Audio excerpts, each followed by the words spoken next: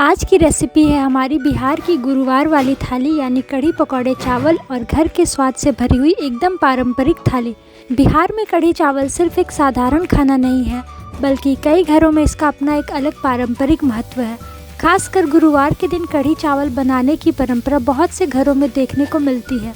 घर के बड़े बुजुर्गों से आपने भी कभी न कभी ज़रूर सुना होगा कि गुरुवार को सुबह या दोपहर के खाने में कढ़ी चावल बनाया जाता है।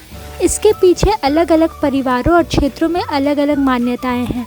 कई घरों में गुरुवार को सादगी वाला सात्विक भोजन बनाने की परंपरा रही है और कढ़ी चावल को भी उसी घरेलू परंपरा का हिस्सा माना जाता है। वहीं कुछ परिवारों में इसे गुरुवार के दिन शुभ और पारंपरिक भोजन के रूप में बनाया जाता है। बिहार की खासियत ही यही है कि यहाँ खाने के साथ हमारी परंपराएं, त्योहार और घर की यादें भी जुड़ी होती है। इसलिए कढ़ी जब घर में बनती है तो सिर्फ दही, बेसन और मसालों की खुशबू नहीं आती, बल्कि ऐसा लगता है जैसे घर के पुराने दिनों की कोई याद रसोई से निकलकर पूरे घर में फैल रही है। आज हम भी बनाएंगे बिल्कुल इसी घरेलू और पारंपरिक अंदाज में बिहार वाली कढ़ी पकौड़े वाली थाली।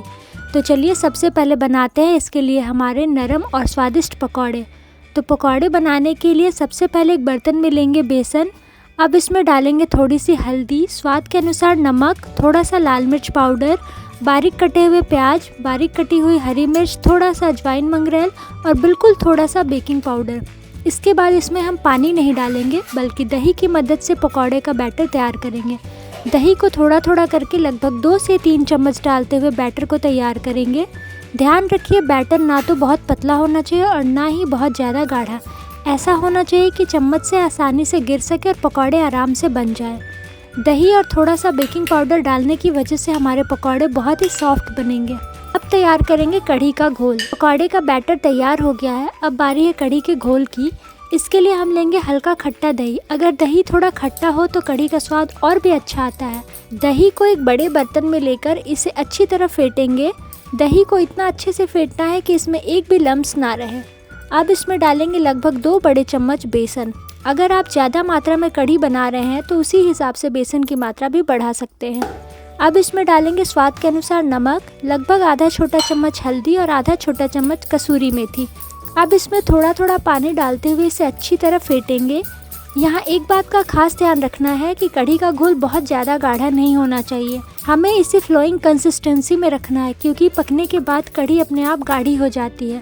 तो इसे विस्क की मदद से खूब अच्छी तरह फेंटिए ताकि बेसन और दही आपस में अच्छी तरह मिल जाए। अब कढ़ाई में तेल गर्म होने के लिए रख देंगे। तेल अच्छी तरह गर्म हो जाए उसके बाद पकौड़े का बैटर हाथ या चम्मच की मदद से छोटे छोटे हिस्सों में लेकर तेल में डालेंगे।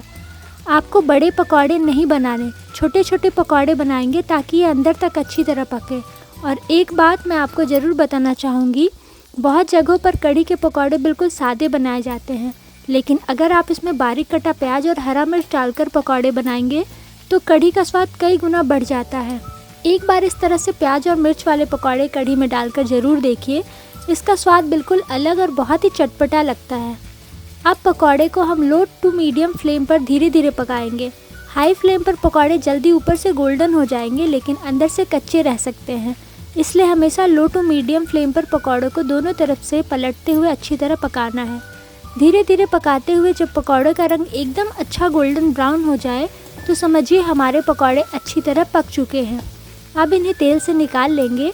इसी तरह बाकी बैटर से भी दूसरा बैच तैयार कर लेंगे। अब देखिए हमारे प्याज और मिर्च वाले पकौड़े कितने अच्छे बने हैं, बाहर से हल्के क्रिस्पी और अंदर से एकदम सॉफ्ट।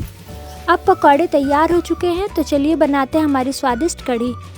इसके लिए सबसे पहले कढ़ाई गर्म करेंगे और इसमें डालेंगे सरसों का तेल।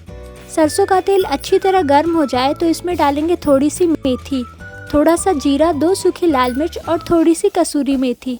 अब जब मसालों से अच्छी खुशबू आने लगे तब इसमें डालेंगे ताज़े कढ़ी पत्ते। अगर आपके पास ताज़े कढ़ी पत्ते नहीं हैं तो सूखे कढ़ी पत्ते भी इस्तेमाल कर सकते हैं, और अगर कढ़ी पत्ता उपलब्ध नहीं है तो आप इसे छोड़ भी सकते हैं, लेकिन कढ़ी पत्ते से कढ़ी का स्वाद और खुशबू बहुत ही अच्छा आता है। अब जो हमने दही और बेसन का घोल तैयार किया था उसे एक बार फिर से अच्छी तरह फेंट लेंगे और फिर इसे कढ़ाई में डाल देंगे। अब गैस की फ्लेम मीडियम रखनी है और इसे लगातार चलाते रहना है। यहाँ एक बहुत ज़रूरी बात है, कढ़ी डालने के बाद इसे लगातार चलाते रहें। अगर आप इसे चलाएंगे नहीं तो नीचे बेसन की गांठें जम सकती हैं, इसलिए लगातार नीचे से चलाते हुए कढ़ी को पकाना है।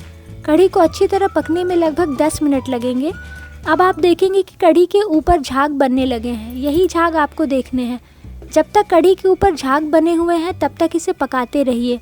जैसे जैसे कढ़ी पकती जाएगी ये झाग धीरे धीरे खत्म हो जाएंगे और जब आपको दिखाई दे कि ऊपर से सारे झाग लगभग खत्म हो गए हैं तो समझ जाइए कि हमारी कढ़ी अच्छी तरह पक चुकी है। अब एक एक करके हमारे तैयार किए हुए पकौड़े कढ़ी में डालेंगे। हमारे पकौड़े पहले से ही बहुत सॉफ्ट बने, इसलिए कढ़ी में जाते ही ये कढ़ी का स्वाद अंदर तक सोख लेंगे। सारे पकौड़े डालने के बाद इसे हल्के हाथ से चला देंगे। अब लगभग 1 मिनट तक इसे धीमी आंच पर पकने देंगे ताकि पकौड़े कढ़ी के स्वाद को अच्छी तरह सोख लें। अब कढ़ी को और भी स्वादिष्ट बनाने के लिए तैयार करेंगे एकदम शानदार तड़का। इसके लिए एक छोटे पैन में सरसों का तेल गरम करेंगे। तेल गर्म होने के बाद इसमें डालेंगे थोड़ी सी हींग, काश्मीरी लाल मिर्च और थोड़ी सी कसूरी मेथी।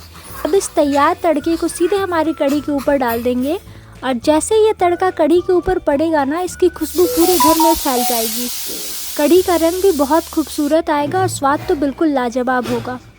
तो बस हमारी बिहारी स्टाइल कढ़ी पकौड़ा एकदम तैयार है और देखिए हमारे पकौड़े भी कढ़ी में फूलकर कितने अच्छे और बड़े हो गए हैं।